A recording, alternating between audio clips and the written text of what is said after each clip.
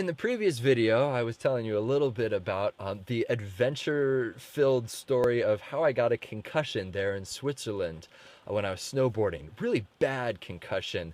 I ended up calling my dad from Switzerland, which was very expensive, but a beautiful payphone. Beautiful. Wow. It was like standing in a laptop. It was so beautiful. And he was he was like, "Should you go see a doctor?" And I was like, "Nah, I'm sure I'm fine. I should have seen a doctor." But in case you don't know about what happens when you get it in a concussion, your brain rattles back and forth inside your skull. It just kind of sloshes back there, and it hits your skull, and that's what happened. And it sort of reset my brain, and I couldn't remember anything. And look at listen to the previous story for some awesome things about that. But anyway, one of the old wives' tales that I'd love to address for you guys is don't let a person sleep after they get in an accident where it involves a concussion. That is a lie. And if you've ever heard that, correct the person, please. Ask any doctor or physician who knows what they're talking about, and they will tell you, no, when you get a concussion, it's an injury, just like a muscle. You could get a bruise on there. And the best thing to do for an injury is to let it rest. As a matter of fact, taking a nap or sleeping is good.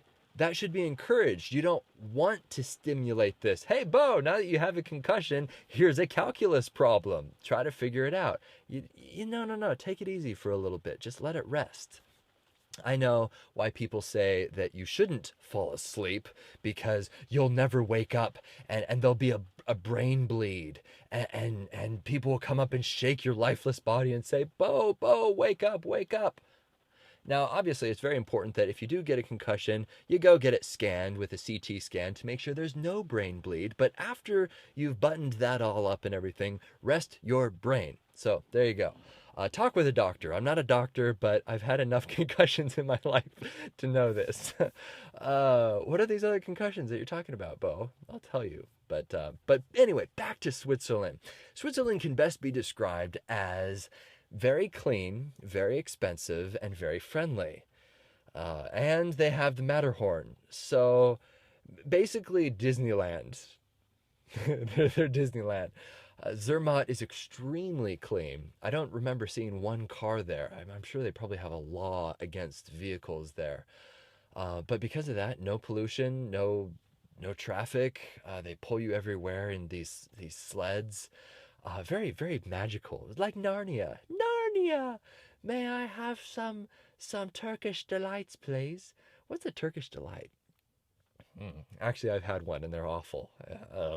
I thought they would be delicious because, hey, C.S. Lewis obviously loved them. They're disgusting. But anyway, Switzerland, while we were there, we also partook in a curling tournament. And I want to say partook, spectated. We didn't participate. We saw a bunch of big German and Swiss men, and they were out there, and curling is very, very exciting to watch. If you've ever seen it on TV, like golf, it's horribly boring, and you'll probably get a concussion trying to watch it. But there, live, it's so exciting. It's like darts or bocce ball, but in slow motion.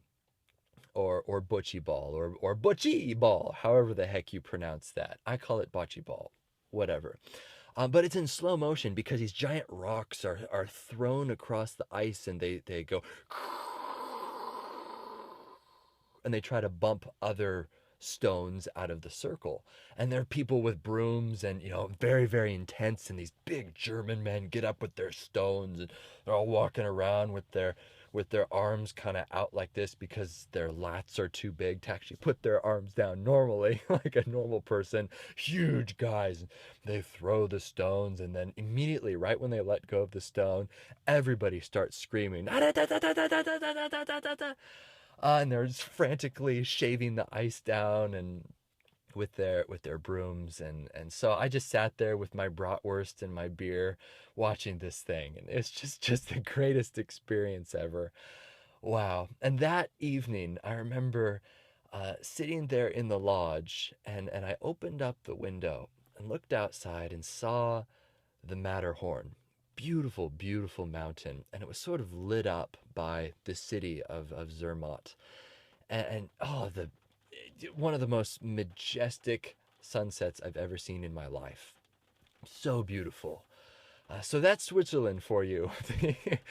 Clean, expensive, friendly, and Matterhorn. Disneyland! Oh, wow.